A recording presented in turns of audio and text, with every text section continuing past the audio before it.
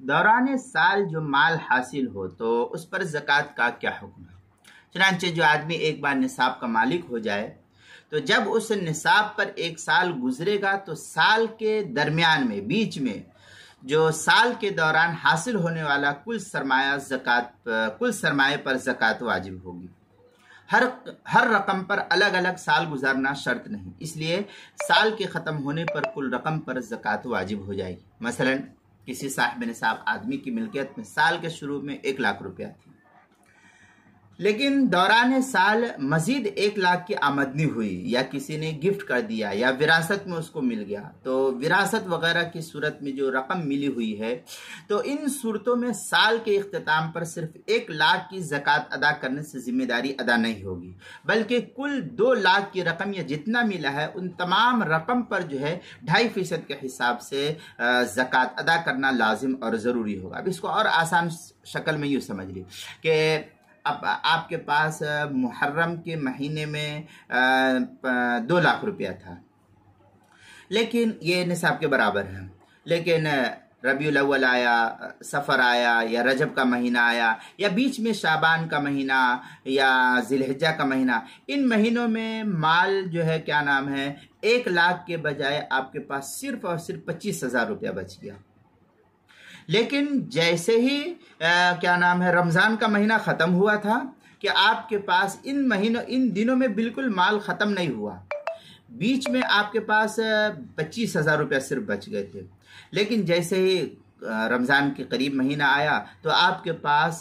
पहले से 25 था, जो पहला 1 लाख का बचा हुआ था, अब आपके पास जो है मजीद जो है 5 लाख रुपया आपके तिजारत का आ गया, या और कहीं से भी आ गया, किसी ने दे दिया, या कोई भी सूरत, आपका पूरा निजी माल आपके पास 5 लाख रुपया आ गया।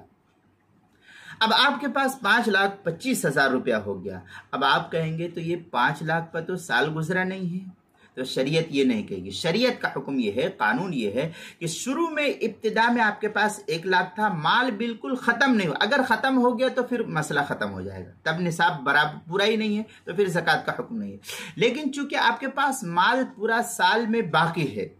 बिल्कुल सिरे से नील बटे सन्नाटा नहीं हुआ है, ख़त्म नहीं हुआ आपके पास अब जब आपके पास 25,000 रुपया इसमें से बचा था तो शरीयत ये कहेगी कि जो 25,000 रुपया वो बाकी है और ये 5 लाख रुपया आपके पास आ गया, तो ये कहा जाएगा कि आप पहले से साहिब निसाब थे, लिहाजा अब 5,25,000 पर साल पूरा मुकम्मल हो गया। अब ये कहा जाएगा कि इस तमाम के ऊपर ज़कात की फर्जियत जिस दिन हुक्म होगा, मुहर्रम के महीने में आपके पास पहला माल था 1 लाख रुपया, तो अब मुहर्रम का महीना आया तो अब आप पर 5,25,000 रुपये की ज़कात लाजिम होगी, सिर्फ 25,000 की ज़कात नहीं होगी, इसलिए कि शरीयत ये कहेगी कि अब ये पूरे माल पर साल गुजर गया है। इसलिए जो है बहुत से लोग ये सवालात करते रहते कि इस माल पर तो ज़कात क्या नाम है साल पूरा हुआ नहीं तो इसके ऊपर ज़कात क्यों, तो इसका हुक्म यही है। दूसरी सूरत हाल ये कि हर चीज का नफा जो साल के अंदर हासिल होता है उसको असल के साथ मिला लिया जाएगा, और आखिर साल में जब उसकी असल की ज़कात अदा की जाएगी तो नफ़े की ज़कात भी अदा की जाएगी। अब अगरचे नफ़ा पूरा साल ना गुजरा हो, जब असल निसाब पर साल गुजर गया हो, गोया कि उसके नफ़े पर भी ये कहा जाएगा कि साल पूरा हो गया। मसलन आप कारोबार कर रहे हैं, कपड़े का कारोबार है, तिजारत है, दाल चावल आप बेचते हैं, या मुर्गी की दुकान है, गोश्त की दुकान है, या दुनिया भर में बेशुमार चीज़ों की दुकानें हैं, बर्तन है, कपड़ा है, घड़ी है, मोबाइल है, सोने चांदी वगैरह, तो जिसकी जो दुकान है तो कहा जाएगा कि शुरू में कोई नफ़ा नहीं हुआ था। मसलन मुहर्रम के महीने में आपने जो है तिजारत को शुरू किया, लेकिन मुहर्रम के महीने मुहर्रम, सफ़र, रबीउल अव्वल, रबीउल आखिर, जमादिल अव्वल, जमादिल आखिर, रजब, ये सब महीने चले गए, कोई नफ़ा नहीं हुआ। लेकिन जो ही रजब का महीना गुजरा, शाबान, रमज़ान, शव्वाल, ज़िलक़ादा, ज़िलहिज्जा, तो इसमें जो है आपको बहुत नफ़ा हासिल हो गया। तो अब ये कहा जाएगा कि ये जो नफ़ा जो ये आखिर के 4-5 महीने में हुआ है, तो कहा जाएगा कि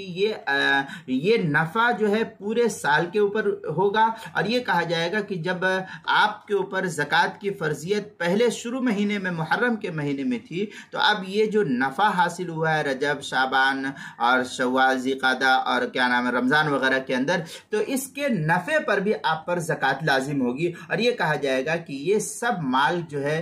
सब माल के ऊपर नफ़ा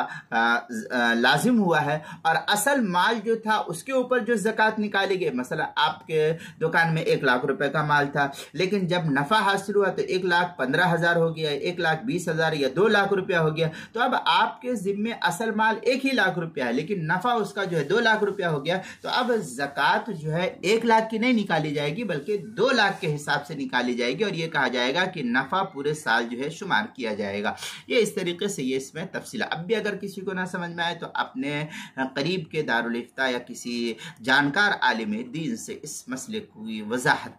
नकल कर ली जाए या पूछ ली जाए।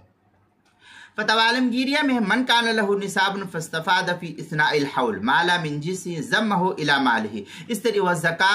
ज़क्काहु सवाउन, इस तरीके की इबारत फतवा आलमगीरिया जिल्द नंबर 1 सफ़ा नंबर 175 किताबुज़ ज़कात जो मकतबा रशीदिया का छपा हुआ नुस्खा उसके अंदर। इसी तरीके से क्या नाम है फतवा शामी जिल्द नंबर 2 सफ़ा नंबर 288 पर इसको नकल किया। अल बहर राय जिल्द नंबर 2 सफ़ा नंबर 222, बदाइउस सराय जिल्द नंबर 2 सफ़ा नंबर 13, फतहुल क़दीर जिल्द नंबर 2 सफ़ा नंबर 147 और 148 पर इसको नकल किया गया है। इसी तरीके से ज़कात के मसाइल का इंसाइक्लोपीडिया, उसके हरूफ तहज्जी दाल, उन्वान है दौरान साल जो माल हासिल हो, सफ़ा नंबर 167 पर इसको नकल किया गया है।